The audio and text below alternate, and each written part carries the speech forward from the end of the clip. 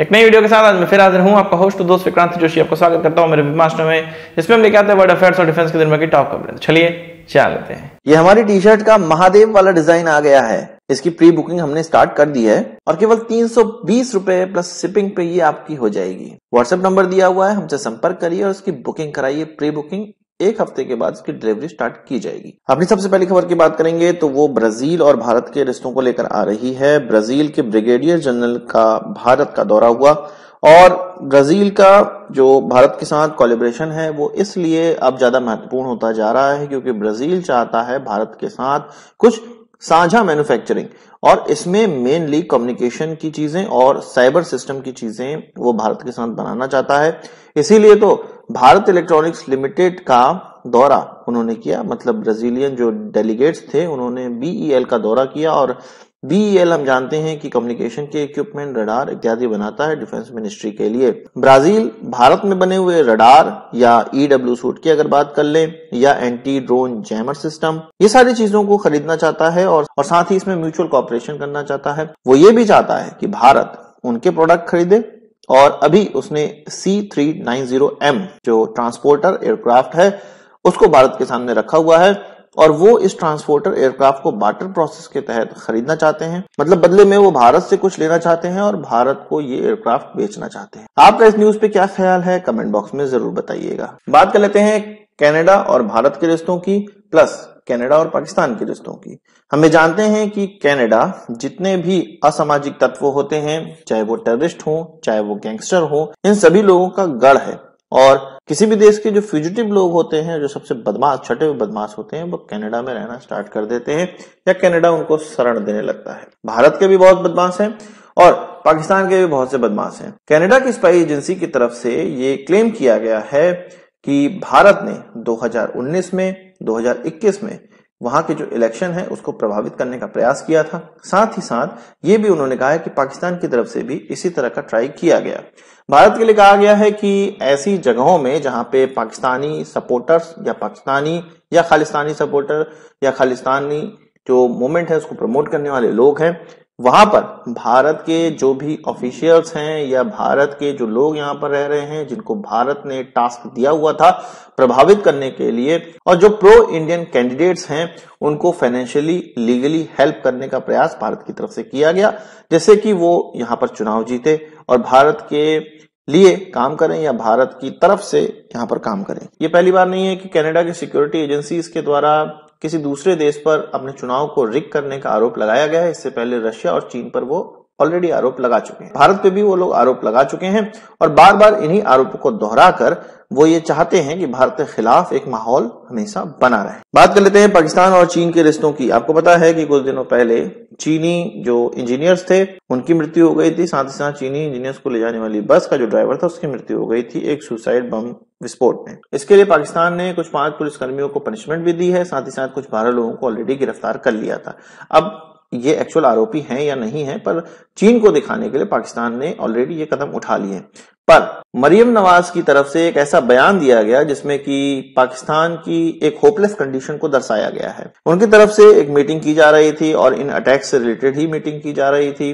उनका ये कहना था कि चीनी लोग जो पाकिस्तान के सिक्योरिटी प्रोटोकॉल है उसको मानते नहीं है, उसका अवहेलना करते हैं, जिसके कारण इस प्रकार के बम धमाके और बम धमाकों का शिकार चीनी नागरिक हो जा रहे हैं। ये बहुत बड़ा क्लेम है। ये दर्शाता है कि पाकिस्तान चीनी लोगों को अपने यहाँ हैंडल कर नहीं पा रहा है। चीन के लोग इधर उधर घूमने जाना चाहते होंगे, चीन के लोग इधर उधर करना चाहते होंगे, पाकिस्तानी लोग कहते होंगे तुम इधर उधर जाओ मत, क्योंकि पाकिस्तान एक ऐसा इलाका है जहां पर टेररिस्ट घूमते रहते हैं और कोई भी व्यक्ति इन चीनियों को निशाना बना सकता है, इन चीनियों को उठाकर लेकर जा सकता है, फिरौती मांग सकता है। अब पाकिस्तानी लोग सोचते होंगे कि चीनियों को बंद करके रख लिया जाए और इन पे जो अटैक हैं वो ना होने पाए। अब चीनी लोग बंद होना चाहते नहीं होंगे और इन पर अटैक हो जाते हैं।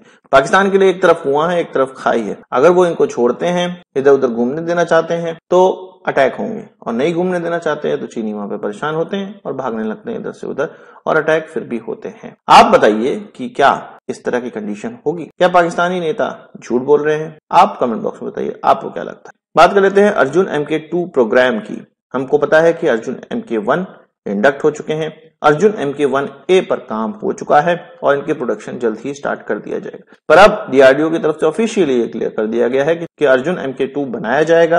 अर्जुन टैंक MK2 इसका वेरिएंट आएगा और ये अभी के जो MK1A वाले वेरिएंट है जिसको कि 67 टन का माना गया है, उससे कुछ 4-5 टन और हल्का होने वाला है, कुछ 63 टन का ये होगा। इसके लिए कुछ नए तरीके से, बिल्कुल नए तरीके से टरेट डिजाइन किया जा रहा है जो कि हल्का टरेट बनाया जाएगा।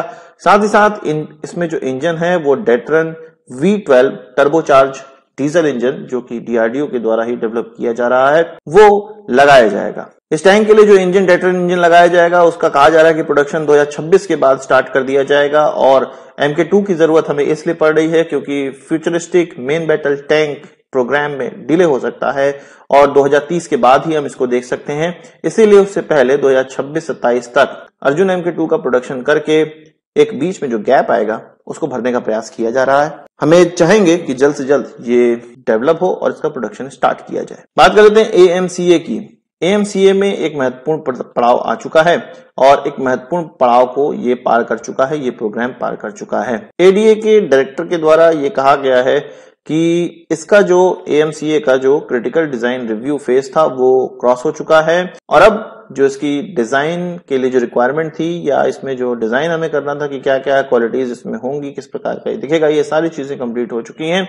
अब इसके लिए टेंडरिंग निकाला जाएगा कि इसकी मैन्युफैक्चरिंग स्टार्ट करनी है या आप कह सकते हैं कि इसके लिए मेटल कटिंग अब शुरू करनी है। जैसे ही ये टेंडर में पार्ट लेने वाली किसी एक कंपनी को इसका कॉन्ट्रैक्ट दिया जाएगा तो इसके जो मैन्युफैक्चरिंग है, इसके प्रोटोटाइप की मैन्युफैक्चरिंग वो शुरुआत कर दी जाएगी। और हम जानते हैं कि AMCA पे सरकार और हमारी फौज और हमारे जो एयरफोर्स है वो काफी विश्वास दिखा रही है और 2027-28 तक इसके प्रोटोटाइप को उड़ाने का प्रयास किया जाएगा। और ये इसलिए भी इतना ज्यादा महत्वपूर्ण है कि हमारे से बाद में प्रोग्राम स्टार्ट करने वाले देश अपने एयरक्राफ्ट को सामने रख चुके हैं, भले ही उसका स्केल्ड वेरिएंट है पर रख चुके हैं। हमारे वहां इस तरह की चीजें अभी तक नहीं हुई है। हम कान प्रोजेक्ट को ही ले सकते हैं, हम साउथ कोरिया के प्रोजेक्ट को ले सकते हैं, वो उड़ने भी लगे हैं। साउथ कोरिया का एयरक्राफ्ट तो उड़ने भी लगा है।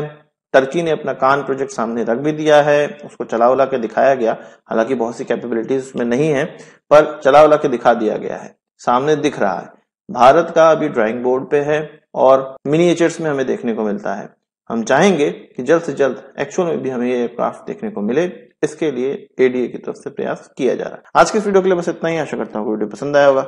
आप इसको एक बड़ा जरूर देंगे। इस वीडियो से संबंधित सवाल सुझाव कमेंट बॉक्स में जरूर लाइएगा और यदि आपने हमारे चैनल सब्सक्राइब नहीं किया उसे भी कर लीजिए क्योंकि हम इस प्रकार की वीडियो लाते रहते हैं। नमस्कार, थैंक यू, जय हिंद।